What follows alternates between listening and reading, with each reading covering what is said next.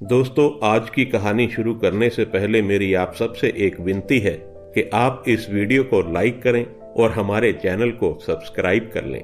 तो चलिए शुरू करते हैं आज की रोचक कहानी। एक समय की बात है, एक बहुत ही महान संत हुआ करते थे।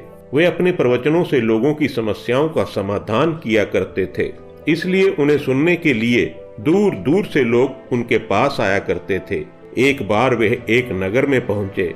उनके प्रवचन सुनने के पश्चात एक सेठ ने हाथ जोड़कर बहुत ही निराशा का भाव लिए उनसे कहा, गुरुवर, मैंने पाई पाई जोड़कर अपने इकलौते पुत्र के लिए अथाह संपत्ति एकत्र की है, मगर वह मेरी इस गाढ़े पसीने की कमाई को बड़ी बेदर्दी के साथ बुरी आदतों में लुटा रहा है।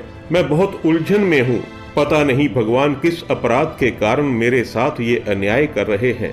तो संत ने मुस्कुराकर कहा, सेठ जी, तुम्हारे पिता ने तुम्हारे लिए कितनी संपत्ति छोड़ी थी?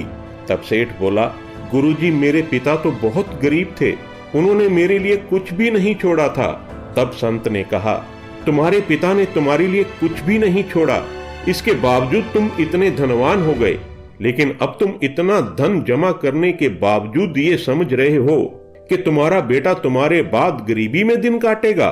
तब सेठ ने अश्रु भरी आंखों से कहा, गुरुजी, आप सच कह रहे हैं, परंतु मुझसे गलती कहाँ हुई जो वह बुरी आदतों में डूबा रहता है।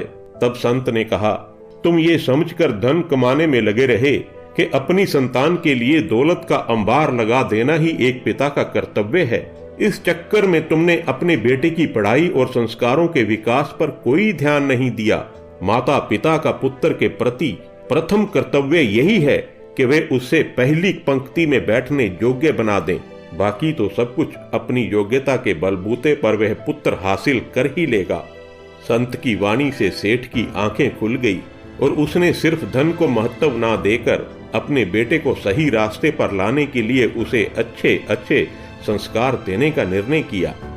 दोस्तों, बच्चों को उनकी पसंद के खिलौने नहीं दिए तो वह थोड़ी देर रोएंगे, लेकिन अगर उन्हें अच्छे संस्कार नहीं दिए तो बाद में वह जीवन भर रोएंगे। इसलिए अपने बच्चों को अच्छे संस्कार दीजिए, क्योंकि अच्छे संस्कार से ही अच्छा संसार बनेगा। धन्यवाद।